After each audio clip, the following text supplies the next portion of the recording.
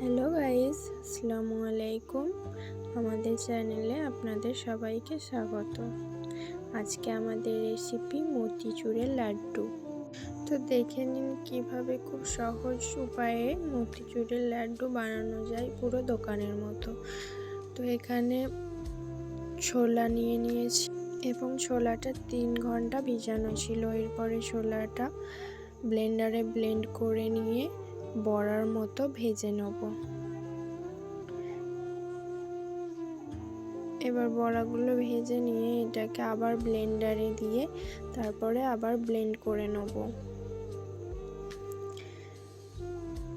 এরপর এরকম ঝুরঝুরে হবে বড়াগুলো ভাজার পর। তারপরে 1 কাপ চিনি নিয়ে এবং 1.5 কাপ পরিমাণ পানি নিয়ে শিরাটা তৈরি করে নেব